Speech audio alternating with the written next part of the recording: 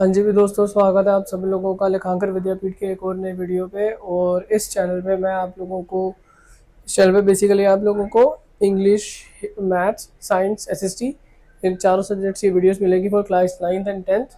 और हम इसमें आपको कॉन्सेप्चुअल स्टडीज़ और आपके जो कॉन्सेप्ट्स हैं उनको क्लियर करने की कोशिश करेंगे फॉर योर अपकमिंग एग्जाम्स। तो वीडियो शुरू करते हैं।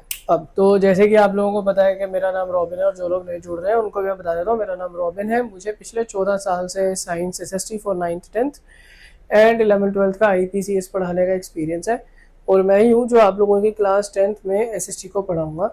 और हम पिछले को 4 वीडियो से मनी एंड क्रेडिट को ही डिस्कस कर रहे हैं, और आज भी हम मनी एंड क्रेडिट की ही इस वीडियो में मैं आप लोगों को और आगे आने वाले टॉपिक्स के बारे में समझाऊंगा।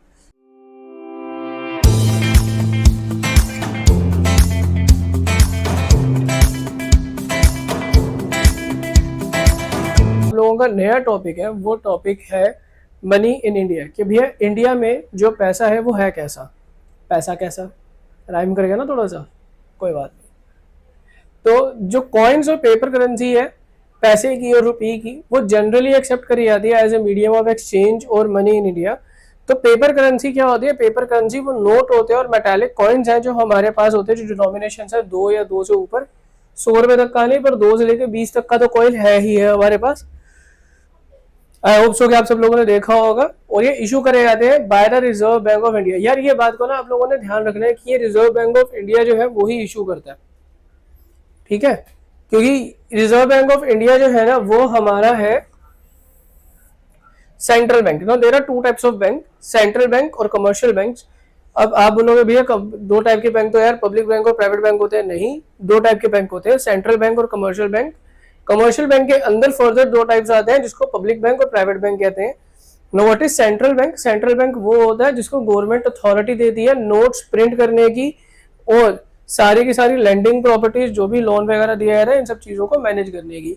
और अगर मैं कमर्शियल बैंक्स की बात करूँ तो कमर्शियल बैंक्स वो बैंक्स होते हैं जो हमारे यानी कंज्यूमर्स के लिए होते हैं, हम नॉर्मल पब्लिक के लिए होते हैं, जो हमारी डे टू डे ट्रांजेक्शन को मैनेज करवाते हैं, जो हमारे को लोन वगैरह प्रोवाइड करवाते हैं। और अगर हमें कोई दिक्कत होती है, कोई चीज़ चाहिए होती है, तो वो हमें उसके लिए पर्टिकुलर फंड्स प्रोवाइड करवाते हैं, हमें असिस्टेंस देते हैं। तो reserve bank of India is the central bank. तो हम इसको कहेंगे कि भैया ये सेंट्रल बैंक है। आप लोग जब भी अपना कोई भी नोट उठाते हो, चाहे वो 100 रुपए का, चाहे वो 10 रुपए का, उसके नीचे लिखा होता है issued by reserve bank of India, ये लिखा होता है। और उसके ऊपर गवर्नर किसके साइन होते हैं? साइन ऑफ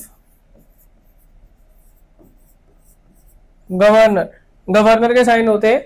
और अभी जो मैं आप लोगों को बता रहा हूं, तो आप लोगों के सामने एक नोट की फोटो भी आ जाएगी इसी वीडियो में चलते हुए। जिस नोट की वीडियो में फोटो में आप लोग देखोगे कि ऊपर लेफ्ट और नीचे राइट के कॉर्नर पे डिनोमिनेशन लिखी होती है 10, एम्बलम की फोटो होती है, पार्लियामेंट की फोटो होती है, महात्मा गांधी तो ऑब्वियसली उस पर होंगे।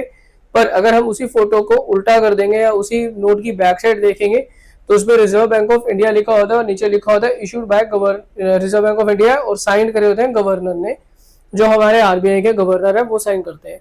पर उसके नीचे एक और लाइन लिखी होती है। अब वो लाइन में आप लोगों को ध्यान से पढ़ के बता देता हूँ। उस लाइन में लिखा होता है कि मैं धारक को 10 रुपए अदा करने का वादा करता हूँ। No, what does that mean?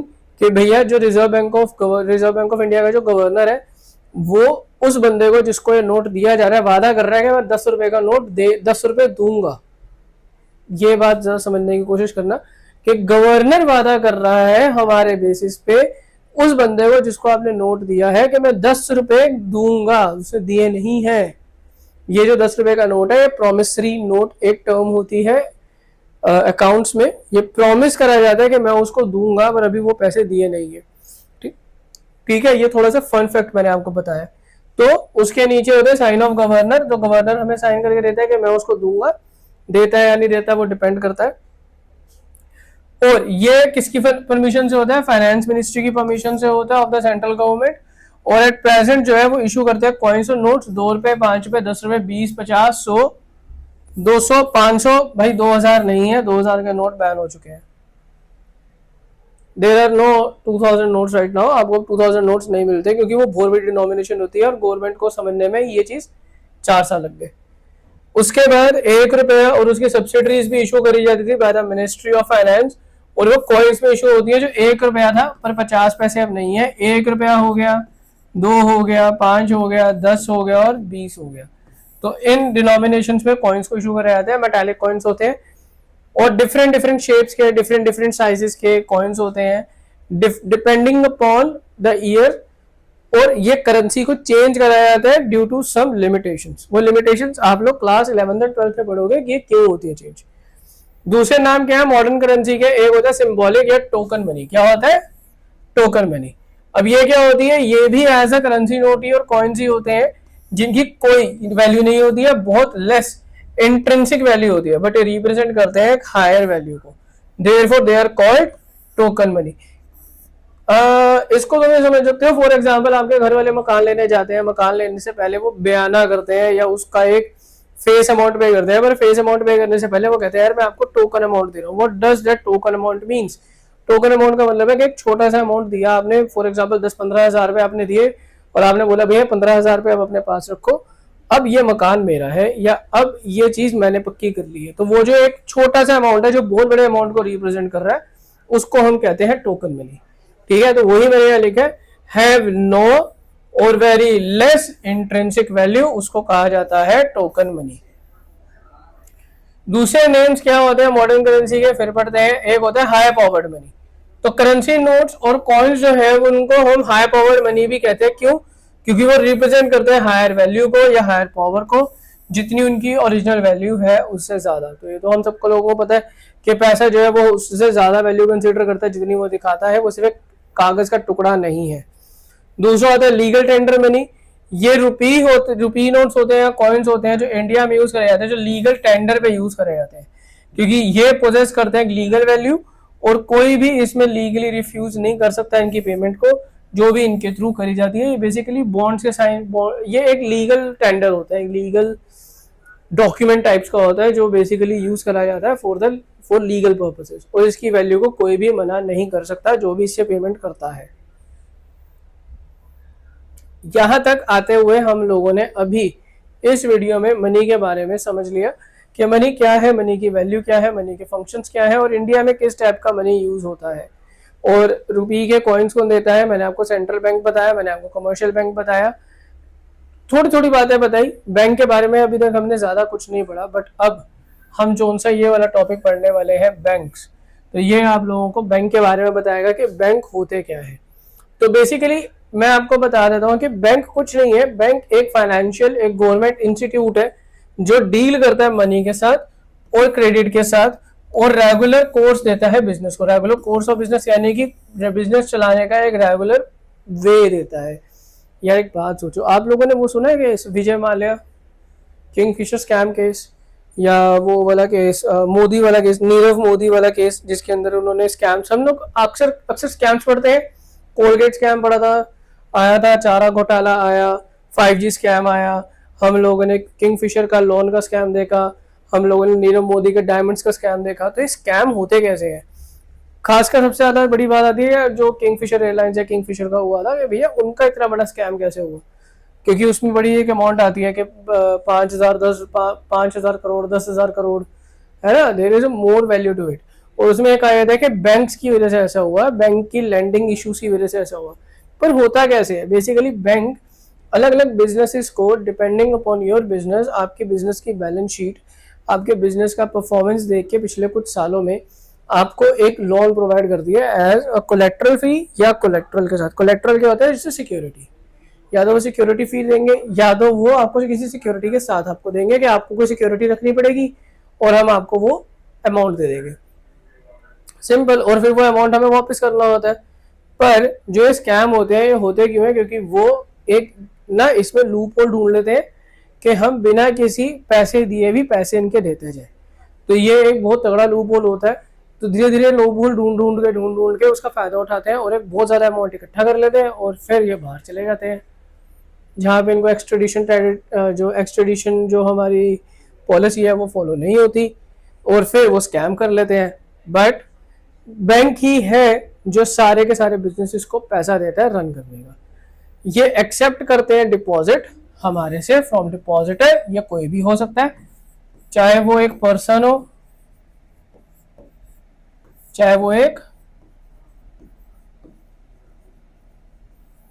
Company हो, कोई भी चीज हो, कोई भी बंदा हो, वो उससे डिपॉजिट लेते हैं या बोरोवर, और फिर नीडी बोरोवर्स को लोन देते हैं। अब नीडी बोरोवर्स वही सेम पर्सन या कंपनी, तो ये किसी को भी देते हैं, चाहे वो कोई पर्सन हो चाहे वो कंपनी हो, तो ये उसको ये पैसा दे दिया जाता है। अब फंक्शंस ऑफ बैंक में क्या आते हैं?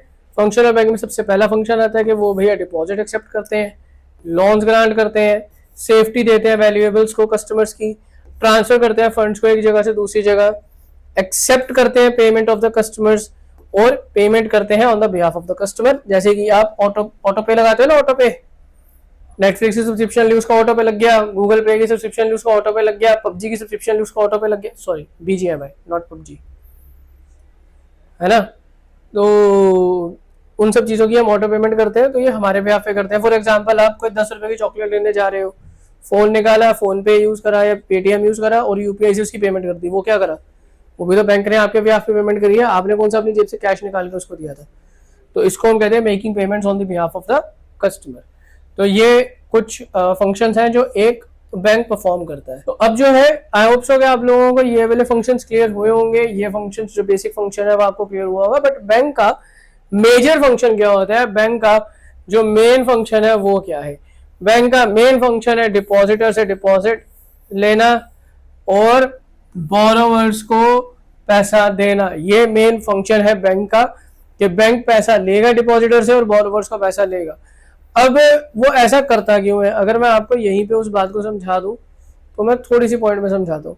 याद है मैंने आप लोगों को बहुत पहले, बहुत पिछली वीडियोस में एक बात बोली थी कि बैंक पैसा कैसे कमाता है, इसके बारे में आपको समझने में आना चाहिए। तो होता क्या है कि सपोज करो मिस्टर ए है, वो एक बैंक जाता है, ABC बैंक, और वो उस बैंक में जाके मिस्टर ए 100 रुपीज डिपॉजिट कर देता है। डिपॉजिट कर दिए। अब जब उस बैंक में उसने 100 रुपीज डिपॉजिट कर दिए, तो बैंक के पास इन हार्ड कैश कितना आ गया? 100। फिर क्या हुआ कि मिस्टर बी उस बैंक में जाता है और मिस्टर बी बैंक को कहता है कि बैंक मेरे को ना जरूरत है 50 रुपए की, क्योंकि मुझे काम करना है। तो बैंक ने उसको 50 रुपए दिए और बदले में बोला ऐसा थोड़ी मैं 50 रुपए दे दूंगा, मैं आपसे पर मंथ का इंटरेस्ट चार्ज करूंगा। पर मंथ का इंटरेस्ट होगा 1%, साल का इंटरेस्ट होगा 12%। ठीक है, थोड़ा सा यहीं पे समझते हैं, लिख के समझा देता हूं, नहीं तो कंफ्यूज हो जाओगे। मिस्टर ए ने 100 रुपीज डिपॉजिट करे और मिस्टर बी ने 50 रुपए का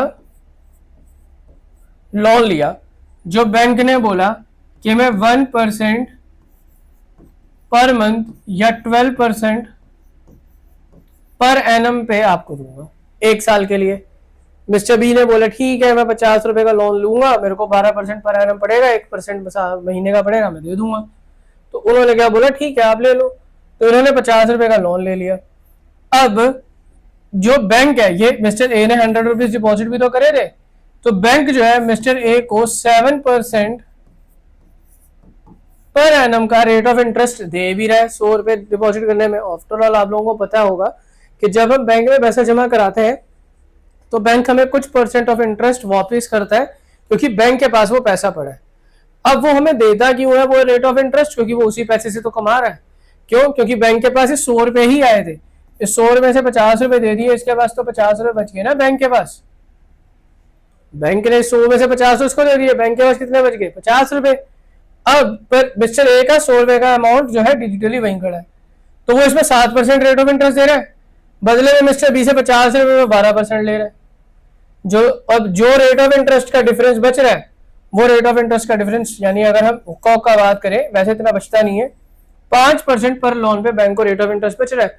तो ये जो 5% बैंक को बच रहा है, ये बैंक की इनकम है।